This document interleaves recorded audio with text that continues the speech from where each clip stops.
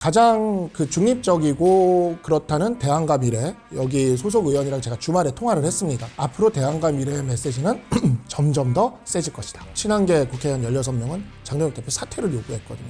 근데 거기에 대안과 미래가 올라타게 되면 이거는 상당한 숫자가 됩니다. 친한계 패널 분들이랑 그 다음에 이제 장동혁 체제 이렇게 옹호하는 분들이랑 이야기를 해보면은 사실은 현실감이 친한계 분들이 약간 현실감이 떨어져요. 사실은 뭐 의원들 같은 경우에는 마음이 조금 이제 흔들리고 있다고 하지만 사실은 주류는 지금 장동혁 체제를 지지하잖아요. 이런 게 오히려 더 방안이 되지 않을까 이런 생각이 약간 제3자로서는 많이 들더라고요. 그런 말씀들을 사실 한동훈 대표에게 많이들 이야기를 하죠. 근데 1월 29일 그 제명 결정된 날에 그때 막전 막후에 대해서 좀 여쭤보고 싶은데 그날 일단은 제명 속보 뜰 때 같이 계셨죠? 네네, 그 대표님이랑 같이 있었죠. 네. 예. 분위기 어땠어요? 예상됐던 거잖아요. 네. 예. 그 뭐 전날도 있었고 그날도 있었고 그랬는데 기자회견을 해야 된다라는 게 기자회견 해야 된다고 한 건 전날 정해졌네요. 전날 정해졌고 그런 상태에서 이제 메시지를 다듬었죠. 예, 어떤 메시지가 나갈지에 대해서 그 내용을 했고 메시지 문구 하나하나 좀 많이 고민을 했던 것 같아요. 여부대님은 가장 인상적인 문구가 뭐였어요? 한동훈 대표? 네. 저는 근데 사실은 이게 이제 제가 제3자니까 외부자의 시선을 볼 때는 별로 관심이 없는데 뭐 사실은 그때 이제 129 뭐 비슷하게 이제 이야기 나와가지고 부동산 대책에 전 더 관심이 많아서 그거 보고 이제 있었습니다.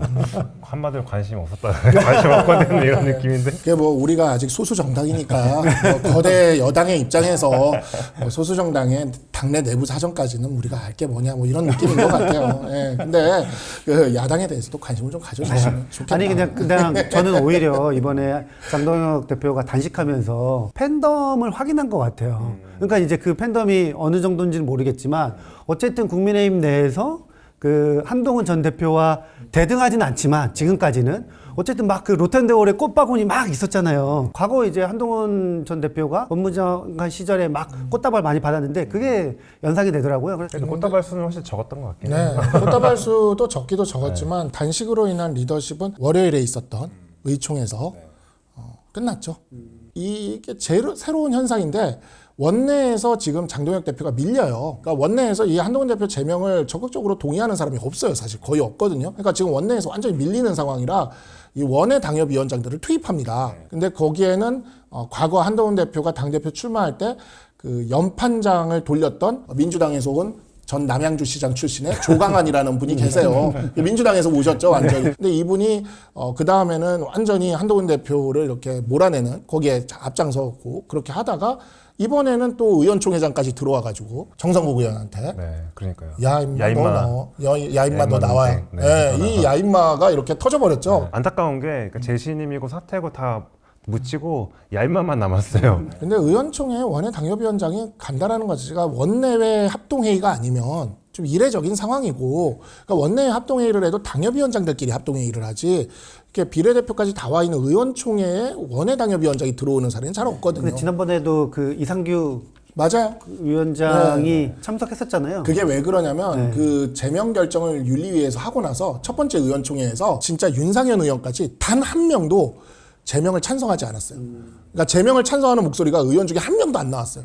그러니까 이제 국회의원 중에는 장동혁 대표의 제명이라는 행위를 우호적으로 봐줄 사람이 한 명도 없는 거예요. 그러니까 이제 조강한, 이상규 그들을 중심으로 약간 친위 부대처럼 쓰고 있는 거죠, 장동혁 대표가. 근데 제가 볼 때는 제가 12년에 이제 당에 들어갔었는데 그때 민주당이 지금 국민의힘은 똑같아요. 계속 지도부끼리 분열하고 싸우고 분당하고 합당하고 그런 적이 엄청나게 있었거든요. 그게 민주당의 역사였는데 예전에 지금 그 비당권파, 그러니까 비주류가 하는 이야기들은 지금은 이제 의총장에서 막 뭔가 한동훈 전 대표 이야기가 목소리가 많이 들리고 당장 막 당이 막 뭔가 쫓겨나고 장동혁 대표 체제가 흔들릴 것 같지만 절대 그렇지가 않아요. 그러니까 오히려 선거 때 지면은 무조건 사퇴하거든요. 그러니까 장동혁 대표의 시간이에요. 장동혁 대표는 6월 달까지 사퇴할 일이 제가 볼 때는 거의 0%거든요. 그러면은 장동혁 대표가 지금 막 당명 바꾸는 뭐 TF도 하고 브랜드 전략위원회, 인재영입위원회 이런 거 막 진행을 하면은 중도층이거나 좀 비판적인 국민의힘 지지자들은 장동혁 체제 일단은 마무리 잘하고 수습하고 잘하고 있네? 이렇게 생각할 게 되게 많아요. 그러니까 민주당 같은 경우에도 예전에 문재인 당대표 시절에 안철수 대표랑 막 이렇게 흔들리다가 안철수 대표가 의원 열 몇 명 데리고 나갔는데 오히려 당이 더 잘 됐어요. 장동혁 대표는 오히려 지금 한동훈 전 대표가 의원들 데리고 나가면은 더 땡큐일 텐데 나갈 사람이 없어가지고 오히려 더 곤란스러울 거예요. 나가길 바랄 겁니다. 근데 못 나가죠. 어떤 자리를 가지고 다투는 거나 뭐 사람을 가지고 다투는 거면은 여선웅 부대변인의 말씀이 어느 정도 맞는데 지금 우리는 사실 계엄 찬반, 탄핵 찬반 가치를 가지고 다투는 싸움이 돼서 요거는 조금 달라요. 지금 상황이 한동훈 대표가 지금 제명이 되고 나서 고립돼서 소멸될 거라고 당권파는 생각을 했어요. 근데 오세훈 시장이 그냥 장동혁 대표 사퇴하라고 바로 치고 나오고, 그리고 가장 그 중립적이고 그렇다는 대안과 미래, 여기 소속 의원이랑 제가 주말에 통화를 했습니다. 앞으로 대안과 미래의 메시지는 점점 더 세질 것이다. 그래서 어디까지 강해질 건데요? 그러니까 거의 맞춰지지 않겠느냐 싶다라는 얘기까지 하더라고요. 그건 뭐냐면 맞춰진다라는 건 지금 친한계 국회의원 16명은 장동혁 대표 사퇴를 요구했거든요. 근데 거기에 대안과 미래가 올라타게 되면 이거는 상당한 숫자가 됩니다. 근데 그러면 지금 실제로 장동혁 체제가 무너지고 뭐 사퇴하고 이 가능성이 있다는. 지금 우리 숫자만으로는 사실 장동혁 대표를 무너뜨리기는 힘들어요. 근데 이게 제가 주말에 서정욱 변호사랑 송국권 평론가 유튜브 방송을 봤어요. 내용이 뭐냐면 인재 영입위를 만들어서 장동혁 대표가 그 아스팔트 보수 있잖아요. 거기에 있는 분들을 한 100명 정도를 영입을 할 거래요. 근데 이게 제가 한 보수 언론의 기자랑 통화를 하면서 얘기를 들은 거랑 이게 연결이 되는데, 이 보수 언론 기자가 그 얘기를 하는 거예요. 지금 장동혁 대표는 영입한 사람들을 인구 10만 이상의 기초지자체장에 전략공천으로 꽂으려 한다, 이 얘기를 하는 거예요. 근데 장동혁 대표가 지난번에 사과라고 하면서 쇄신안을 발표한 게 하나 있는데 이걸 아무도 그 부분을 안 봤어요. 거기서 뭐라고 얘기를 했냐, 굉장히 재밌는 얘기를 하나 하는데, 원래 기초지자체장은 시도당에서 공천합니다. 근데 장동혁 대표가 뭐라 그랬냐면 거기서 일정 규모 이상의 기초지자체장을 중앙당에서 공천하겠다. 자, 그러면 이게 무슨 소리냐, 우리가 그렇게 들어와서 꽂아서 당선될 곳은 TK밖에 없어요. 좀 큰 도시들이 있어요. 인구 10만 이상. 그 도시들의 지자체장을 아스팔트 보수에서 들어온 친장동혁 계열의 친위 부대, 지금 조광하는 같은 사람 같은 분들, 이런 분들로 전략 공천으로 꽂는다. TK 의원들이 가만히 있을까? 그게 변수입니다. 한동훈 전 대표는 지금은 어떻게 견디고 계신지, 뭘 준비하고 계신지. 토크 콘서트 준비하고 계시잖아요. 8일날 8일날 67분 만에 매진. 네, 67분 만에 1시간 7분 만에 매진. 도대체 토크 콘서트는 뭘 주로 얘기하시는 거예요? 거기 사실 우리가 거기에 한동훈 대표의 메시지가 좀 집중되게 하려고 그랬어요. 1월 29일 날 제명이 되고 나서 메시지를 내고 당분간은 잠행을 하고 2월 8일에 메시지가 이렇게 집중되도록 하려고 그랬는데, 우리 한병도 원내대표께서 굳이 나서 주시니까, 아니 이게 민주당 원내대표가 나서 주셨는데 반박을 해야지 해서 반박을 한 겁니다. 그래서 고맙습니다. 네.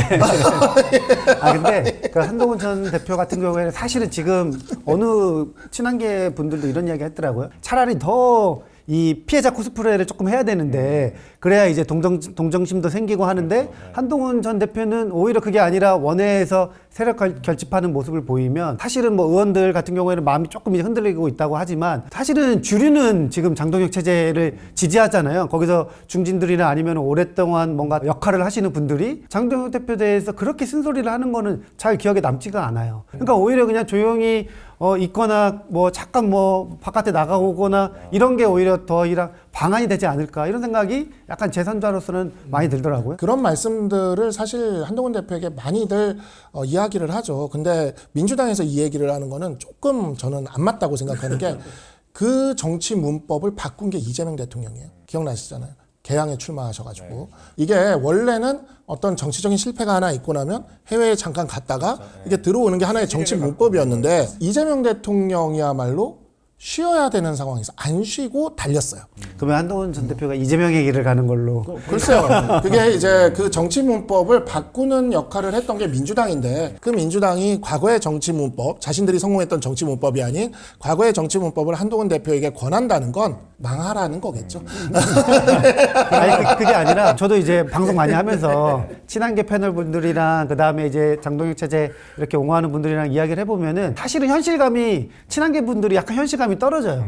뭐 그때 우리 변호사님께서는 제명할 거라고 이야기를 예측을 하셨는지는 모르겠는데, 예측했죠, 당연히. 제가 만난 분들은 아닐 거라고 막 빡빡 우기더라고요. 절대 그럴 일 없다. 지금 우리의 지지와 한동훈 전 대표를 이렇게 염원하는 분들이 굉장히 많다. 팬덤이 있는 건 확실한데, 그 팬덤을 잘 활용하는 방법을 뭐 과거 이제 뭐 이재명의 길을 따른다고 하셨는데 약간 이재명 대표는 그때는 주류였는데 한동훈 대표는 비주류니까 아니요, 뭔가 길이 좀 이재명 달라야 될 것 대표는 같아요. 주류였던 적이 없어요. 친문 출신이시니까 아시겠지만 그래서 저는 친명계 저 패널들을 친명계 패널들 친명으로. 이제 자친명입니다. 아니 근데 뭐 저기 문재인 대통령 거기 들어갔다 오셨으면 친문이라고 해야죠.